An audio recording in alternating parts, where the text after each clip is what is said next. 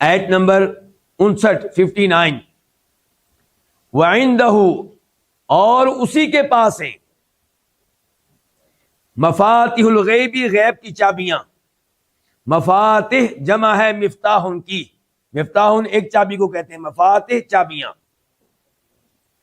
لا نہیں، یعلم جانتا ہے، ہاں ان کو، کن کو؟ غیب کی چابیوں کو. الا مگر ہوا وہی، یعنی کہ اس کے علاوہ غیب کی چابیوں کو کوئی نہیں جانتا. وَيَعْلَمُ اور وہ جانتا ہے، ما یہ موصولہ ہے، ہر اس چیز کو، فی البری جو خشکی میں ہے، خشکی پہ ہے، والبحری اور جو سمندر میں ہے، تری میں ہے. وما اور نہیں، اب ما کون سا ہو گیا؟ نافیہ. اور نہیں تسقط گرتا، من ورقۃ کوئی بھی پتا، کوئی بھی، یہ کہاں سے آیا؟ من زائدہ ہے توکید کے لیے، تاکید کے لیے. کوئی بھی پتا یعنی کہ ایک پتا بھی ایسا نہیں ہے. الا مگر یعلم وہ جانتا ہے، کون؟ اللہ. ہاں اس کو، کس کو؟ پتے کو. ولا حبۃ اور نہیں ہے کوئی دانا، دانا گندم کا دانا، چاول کا دانا، کوئی دانا. اور نہیں ہے کوئی دانا فی ظلمات الارض زمین کی تاریکیوں میں. ظلمات جمع ہے کس کی؟ ظلمتن کی، تاریکی، اندھیرا. اور نہیں ہے کوئی دانا زمین کی تاریکیوں میں. ولا رطب اور نہیں ہے کوئی تر چیز. ولا یابس اور نہ ہی کوئی خشک چیز. الا مگر فی کتاب مبین ایک واضح کتاب میں ہے. مبین واضح کتاب. کتاب مبین سے مراد یہاں پہ کیا ہے؟ لوح محفوظ. اس آیت میں اللہ تعالی کے کامل علم کے بارے میں خبر دی گئی ہے کہ اللہ کا علم 99% نہیں ہے بلکہ 100% ہے. کوئی بھی چیز اللہ کے علم سے باہر نہیں ہے. کوئی بھی چیز اللہ تعالیٰ سے مخفی اور پوشیدہ نہیں ہے. اور اس میں اشارہ ہے کہ یہ بھی اللہ کے علم میں ہے کہ عذاب کب نازل کرنا ہے اور کس قوم پہ نازل کرنا ہے اور کس شکل میں نازل کرنا ہے. وَعِندَهُ مَفَاتِحُ الْغَيْبِ اور اسی کے پاس ہے غیب کی چابیاں. غیب کی چابیاں، اس بارے میں ایک حدیث آتی ہے، وہ یہاں پہ بیان کرنا مفید رہے گا.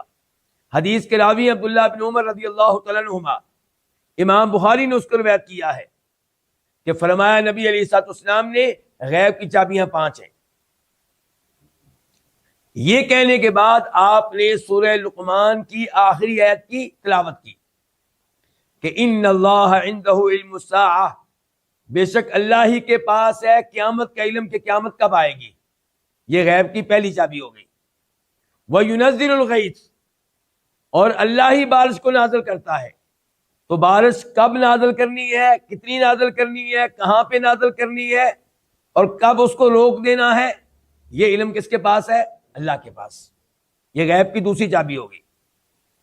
وَيَعْلَمُ مَا فِي الْأَرْحَامِ اور وہ جانتا ہے جو کچھ ماؤں کے پیٹوں میں ہے، ان کی بچہ دانیوں میں ہے. یعنی کہ وہاں پہ جو بچہ پیدا ہونے والا ہے وہ کس کیفیت میں ہے، اور وہ جب پیدا ہوگا تو کیسا ہوگا، کس طریق کو پیدا ہوگا، کتنے بجے پیدا ہوگا، اس کا رنگ کیا ہوگا، مذکر ہوگا کہ مؤنث ہوگا، نر ہوگا کہ مادہ ہوگا، اس کی قسمت کیا ہوگی، رزق کتنا اسے ملے گا، کہاں کہاں پہ وہ کمائے گا، اعمال کیسے ہوں گے، جنتی ہوگا کہ جہنمی ہوگا. یہ تمام چیزیں کس کے علم میں ہے؟ صرف اللہ کے علم میں. وما تدری نفس ماذا تکسب غدا غیب کی چوتھی چابی. کوئی بھی انسان نہیں جانتا کہ وہ کل کیا کرے گا، کتنی نمازیں پڑھے گا، کتنی نہیں پڑھے گا، جاب پہ جائے گا کہ نہیں جائے گا، اسکول جائے گا کہ نہیں جائے گا، بستر پہ بیمار پڑا رہے گا یا گھر سے باہر نکلے گا. کس کس سے ملاقات کرے گا، کس کس سے اس کی لڑائی ہوگی، یہ سب کچھ کون جانتا ہے؟ اللہ جانتا ہے، وہ انسان نہیں جانتا۔ وما تدری نفس بأی ارض تموت، اور کوئی بھی انسان نہیں جانتا کہ اسے موت کس زمین پہ آئے گی۔ وہ جو چند مہینے پہلے گئے تھے مخصوص جہاز میں بیٹھ کر سمندر کی تہہ میں، کیا دیکھنے کے لیے؟ ٹائٹینک، وہ دیکھنے کے لیے گئے تھے، اور کتنے پیسے لگا کے گئے تھے؟ کتنے ڈالر؟ Million dollar. ان کو یہ معلوم نہیں تھا کہ ہمیں وہاں لے جایا جا رہا ہے جہاں پہ ہماری موت لکھی ہے۔ کیا انہوں نے کبھی سوچا ہوگا کہ ہمیں موت سمندر کی اتنی گہرائی میں آنی ہے، اور ایسی موت آنی ہے کہ کسی کو ہماری لاش بھی نہیں ملے گی؟ یہ اللہ ہی جانتا ہے۔ تو فرمایا غیب کی چابیاں کس کے پاس ہیں؟ پھر اللہ ہی کے پاس ہے۔ عندہ پہلے آیا ہے تو مانا کیا ہے؟ اسی کے پاس ہے، کسی اور کے پاس نہیں ہے۔ پتا چلا غیب کی چابیاں اللہ ہی کے پاس ہیں، انبیاء کرام علیہ السلام کے پاس نہیں ہے، اولیاء کے پاس نہیں ہے، شہداء کے پاس نہیں ہے۔ تو اس سے تصدیق ہوئی اللہ تعالیٰ کے دوسرے فرمان کی کہ قل لا یعلم من فی السماوات والارض الغیب الا اللہ، اللہ کے علاوہ کوئی بھی عالم الغیب نہیں ہے، نہ آسمان والوں میں کوئی، نہ زمین والوں میں کوئی۔ لا یعلمها الا ہو، یہ جو الا ہو استثناء ہے، یہ کس سے استثناء ہے؟ تو یہاں پہ مقدر ہوگا لا یعلمها احد الا ہو، یعنی کہ غیب کی چابیوں کو کوئی بھی نہیں جانتا سوائے اللہ کے۔ وَيَعْلَمُ مَا فِي الْبَرِّ وَالْبَحْرِ، اور اللہ تعالیٰ جانتا ہے جو کچھ خشکی پہ ہے، جو کچھ سمندر میں ہے۔ خشکی پہ کتنی مخلوقات ہیں؟ بے شمار، لا تعداد۔ کتنے پرندے ہیں، کتنے جانور ہیں، اور پھر پرندے کی ایک ایک قسم میں کتنی پرندوں کی تعداد ہے۔ ہر ایک کے بارے میں علم رکھنے والا اللہ ہے، کون سا پرندہ کہاں پہ ہے اس کو رزق دینے والا بھی اللہ تعالیٰ ہے۔ اور کتنے کیڑے مکوڑے ایسے ہیں جو پتھروں کے اندر ہوتے ہیں، اندر جانے والا راستہ بھی نہیں ہوتا، ان کو بھی جاننے والا اللہ، ان کو رزق دینے والا بھی اللہ۔ اللہ اکبر۔